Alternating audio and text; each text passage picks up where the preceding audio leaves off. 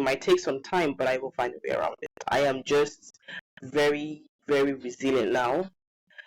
I feel unstoppable. Like if I can birth two human beings, don't try me. I'm joking. But that's what you amplified. My resilience. I am very resilient now. I feel very confident that I can get done, whatever is being put on my table, because literally every day is a new set of tasks, a new set of challenges, and somehow I get it done. Hi, Chigo. Thank you so much for joining. Thank you for inviting me. Makes me love to me. This is the Not Really a Career show, and for the month of March, I really wanted to highlight women with kids that are still navigating their career, their journey, whether it's in academia or in the industry. And I know you recently launched a book talking about that journey, and I know it's been so long. So you guys, I and Chigo went to the same high school. She was like my senior. She was really kind. Like she was a kind senior. Don't worry. And it's been so long. So this is us talking like after a really really long time, and it's really lovely. I know that Chigo is a researcher, and she's a mom, and honestly, doing all of that for me on the side, I'm like, oh my god, that's a lot. So in this conversation, she's going to be taking us through that journey, lessons, challenges, how she's navigating. And maybe for anyone out there, that is a mom that wants to rebuild their career, build their career, you also be living with a lot of lessons. So, my first question is, who is Chigo? Okay. So my name is Gerson Chigozie, Cynthia. I'm a very shy person. Let me just be honest. Let's forget the titles first. I like being human enough to. I want to relate to people, because I believe at the end of the day, we're actual people dealing with actual things, navigating life actually. So I'm a very shy person. I'm an introvert. I'm an introvert person. I like telling stories. I like creating stories in my head. I can see a movie now, and I will tell you which scenes will do well and which scenes need tweaking. So I like stories a lot. I'm also into research. I like asking questions. I want to know what is what.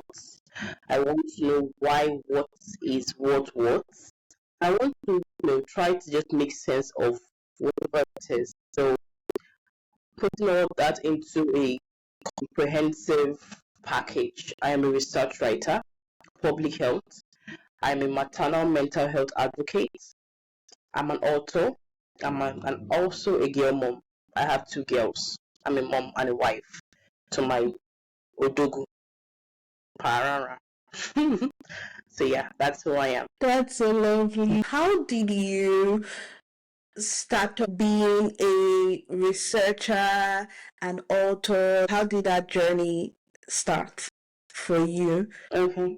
So growing up, I loved to play make believe. Like I loved acting and just creating stories in my imagination and just bringing it to life. I remember I wrote my first book when I was 12. I wrote it on a cardboard. I packaged it, in a very childish, because I was 12. But I can remember back then, I just loved writing and telling stories. So it wasn't a surprise that I just, got into it now, writing books and all that. So for me, writing stories has always been a thing, but not research though.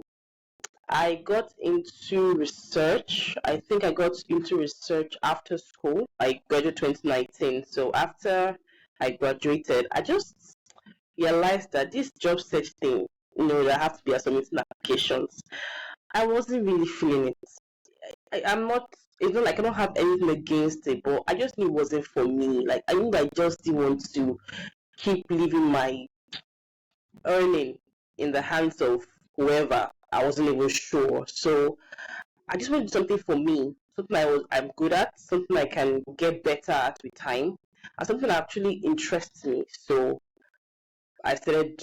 I wrote another book on how I wrote and aced my projects, writing and defense and all that.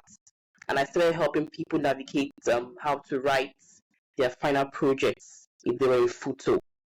So I did that, and then I got a gig for a company, a writing company, and it just kept going from there.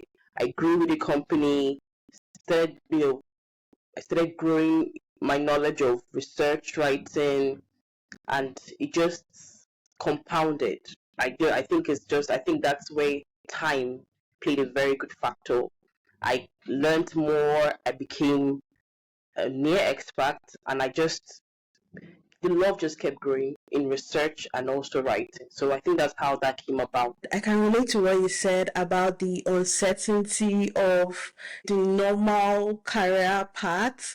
And sometimes when you're faced with a layoff or something, you're like, okay, you know what, this is not sustainable.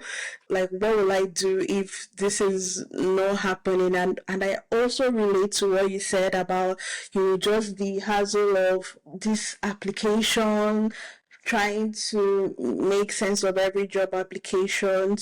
For anyone that doesn't know that you can actually build a career out of research writing, I hope you can pick it up from here, that this is something you can develop even as a student, and it can open doors to opportunities. Let's go back to the timeline. You're a student, you published a book a little bit after school, started writing, got this amazing opportunity. And I think along the way, like eventually becoming a mom. So, did becoming a mom kind of put a pause to all of this, or did it even amplify things? How was that transition for you? Okay. I would say it did both. It put a pause and it amplified. I lost my job. So this job I got, I lost it. I lost it, I think, 2023. I just couldn't keep up. I was managing being a mom, being a wife, being a homemaker, and it was too much. So at some point, I couldn't keep up. My performance slipped, and I lost my job. That was when I started, doing more freelancing, and then later started, doing public health research precisely. So yes, it paused and it amplified. What did it amplify or amplify? It amplified my doggedness and my resilience. I don't think there's anything you can bring to my table now and say, "Does it get it done?" and I won't find a way around it. It might take some time, but I will find a way around it. I am just very, very resilient now. I feel unstoppable. Like if I can birth two human beings, don't try me. I'm joking. But that's what it amplified. My resilience. I am very resilient now. I feel very confident that I can get done, whatever is being put on my table, because literally every day is a new set of tasks, a new set of challenges. So, and somehow I get it done. So, why not? So, yeah. So, I amplified. You also paused certain things. Definitely. Yeah, it did. But what it means at the end of the day is, although it pauses and amplifies, there's this balance. Whatever it pauses, what it amplifies kind of balances it. But there's this balance I feel that it just denotes at the end of the day that makes you just find a way around it somehow.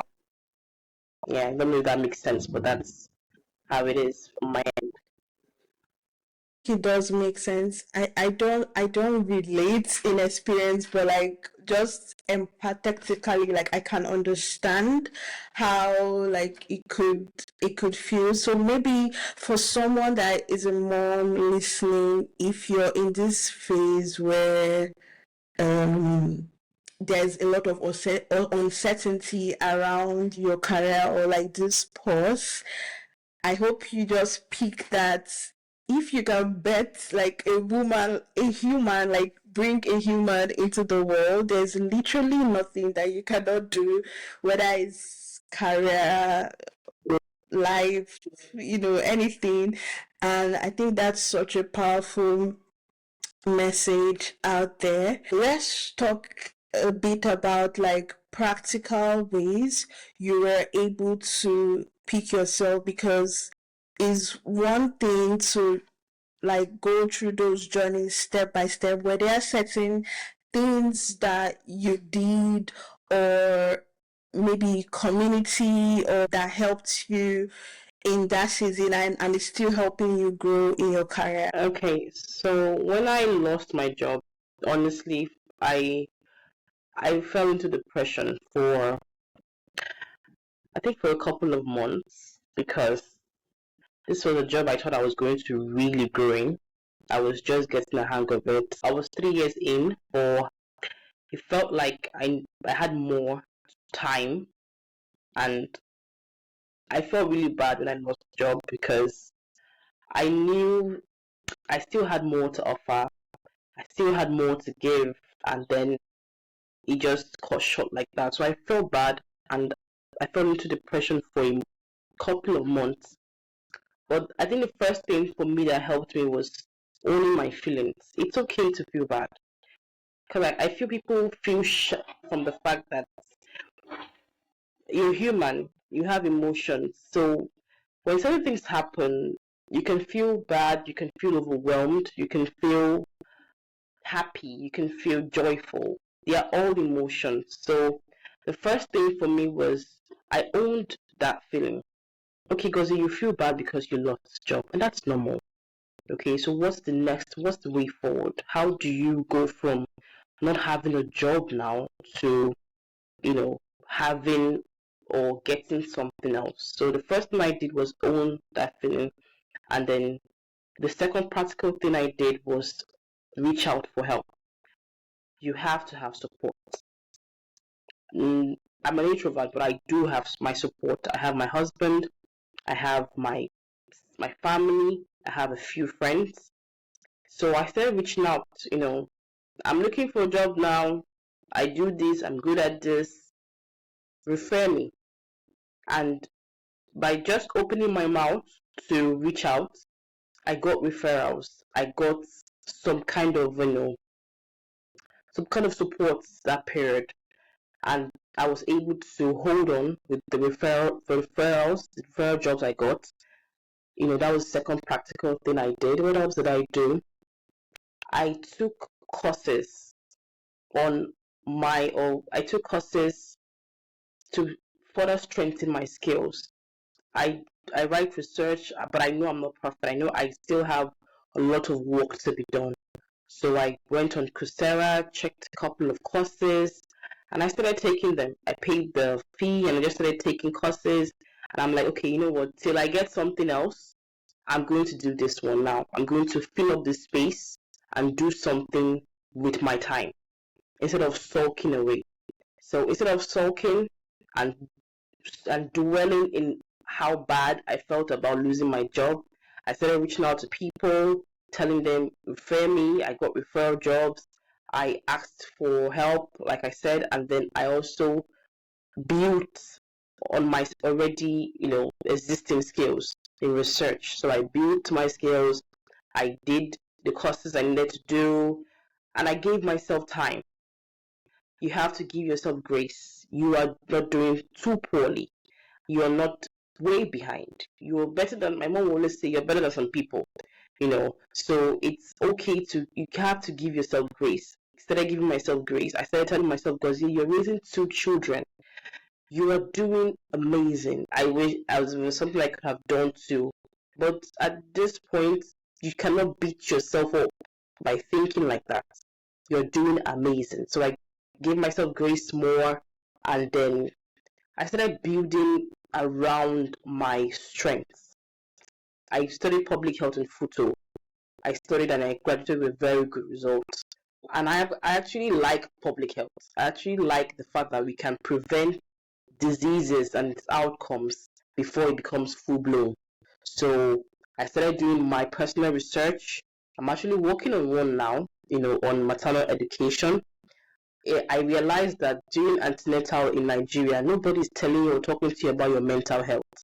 We don't talk about these things in Nigeria because we believe in I will not be depressed. It's not a bad thing. But I think it also shelves the reality of what some women are going through. Some women are actually depressed. And doesn't mean they lack faith. It means they need support.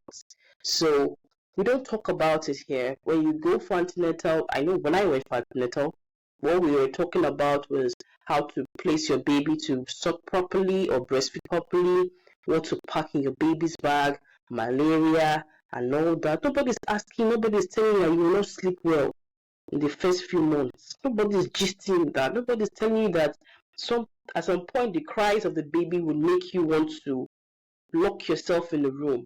Nobody is telling you that. Nobody is telling you that there will be times you cannot recognize yourself. These are real things that people or women go through. Nobody is telling you that because it's assumed that the blessing of the child should cover every other thing you feel. But it doesn't work like that. We are grateful, we are happy, we are overwhelmed with joy, but we're also tired. Nobody is telling you that. That there will be times you'll be overwhelmed with joy, and there will be times you'll be tired too.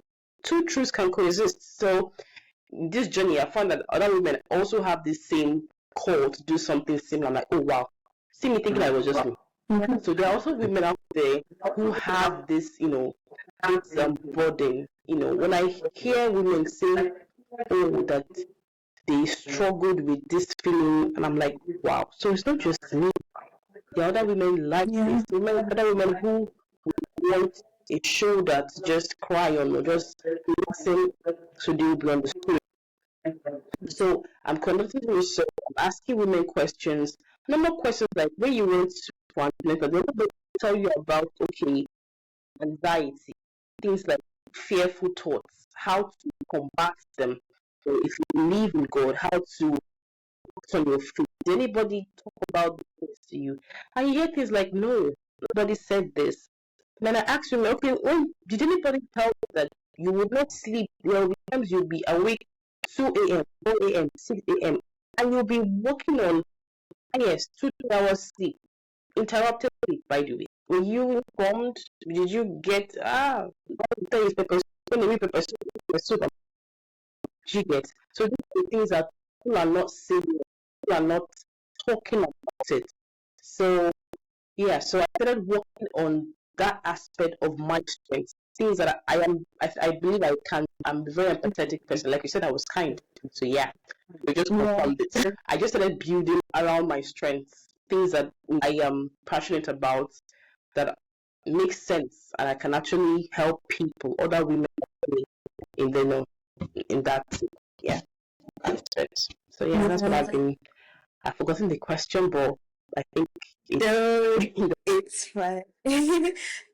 No, you answered it. No, even hearing you talk, I could just see like the passion you have for what you do and what you present, and you really raised so many important points. So one of the things that maybe I'll just reiterate to people is that when you're in this journey of transition from what you said, doing the work that you want to be seen. So even from how passionate you are, what you did not do in that phase, even though it was hard, was just sit down and relax, because the truth is that time will go anyway. I was having this conversation with my mom, and she was saying it's just important for you to keep moving, to keep going, because even if you decide to do nothing, that time will go anyway.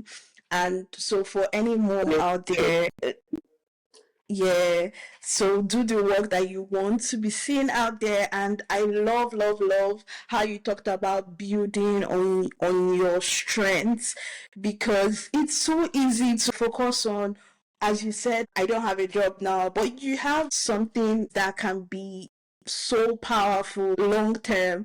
And so I love, love, love that you really talked about that. And maybe can you mention maybe some of the courses? I don't know if you'll be able to remember them now. Some of the courses that you took that really helped you. Okay, I think I took one on research method, another on data analysis, then one on epidemiology. I have them on my LinkedIn. So if you want to Okay. LinkedIn, you can see them. But I think I took more on research, analysis, and epidemiology, public health. Yeah, that's impressive. Then another point you talked about was on reaching out to people. Personally, for me, even though I always preach reach out, reach out, reach out, and I've benefited from that, sometimes it can be really hard to like ask for that help or lean into that support.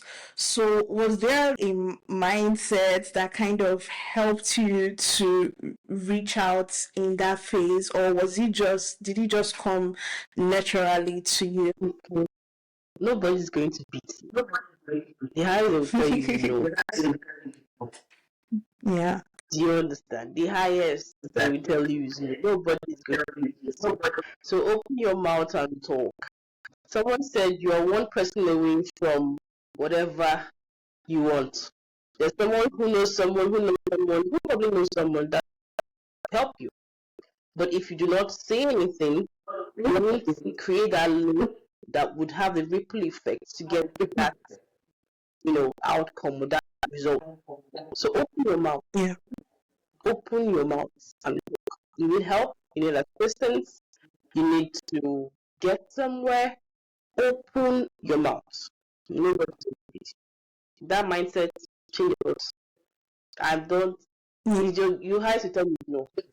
No is not going to hurt me. It's going to make you bad, True. and I'll be fine.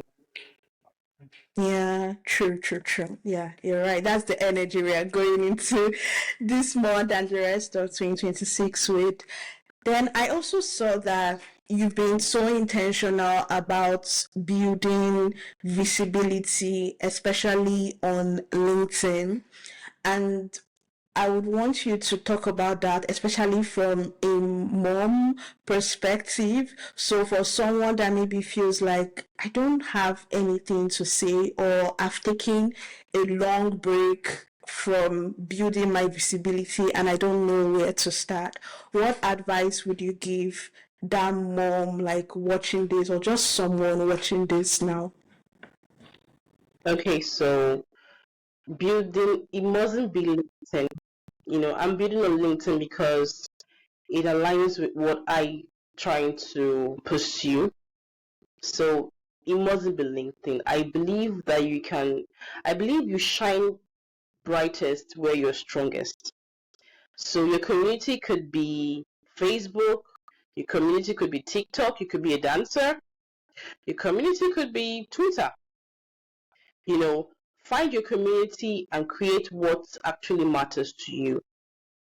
Don't be like any other person. Don't be like me. I'm doing LinkedIn because it aligns. I'm research, and then people that are like that are there. That's what my community is. So your community can be or could be different. Some moms are into hair. Still I can't be telling the hair vendor to come on LinkedIn. She would do better on Instagram. I can't be telling someone who likes to dance to come on LinkedIn. She do better on TikTok.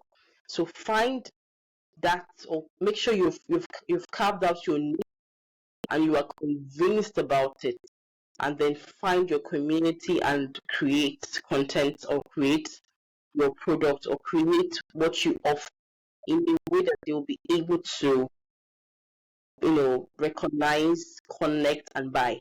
Because at the end of the day, moms need revenue, we need money, we need to have something doing so we can contribute to the family too. So yes, that would be my advice. Don't copy in quotes when you are forgetting your own essence, because that's one mistake I see people make. We forget that we are unique people. We are unique. We're not all the same. So when we try to copy everything, we don't shine. We leave out, the people we'll be connecting with, the real people we'll be connecting with, and then lose a lot of money that way, or a lot of impact that way. Let me use that one. Okay. So I think that would help. Make sure you carve out your community and build on the platform. Yes. Thank you so much. And I'm sure that anyone listening, even if they're not a mom, actually learned so much from just hearing you talk. Normally, how I end the video is for the guests to share advice. It could be short or it could be really long. Okay, I think I'll just share my favorite quote. Someone asked, do you think one lifetime is enough to do all you need to do? And then the person replied, if it's done right, one lifetime is enough. We have this one shot at life. You're here. You need to have that in your consciousness, that every day you wake up is your shot. Keep betting on yourself, because no one will do it better than you. So bet on yourself, take the shot, and just keep moving forward, because what's the alternative? Sitting idle, sulking, feeling bad, not doing anything. So bet on yourself, fail forward, because I'm not even there yet. I'm literally not even there yet, but I'm going to keep going till I see what's at the end of the tunnel. They say it's light, Abby. Well, we're going to get there. So just keep moving forward. Bet on yourself every time, every chance you get. Do not small talk. You don't have to know it all to be it all.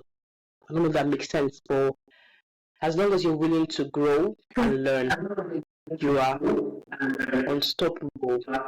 So have an open mind to grow. It's written for you, honestly. Yes. Thank you so much, Chigo. Thank you. Wow. This was so beautiful.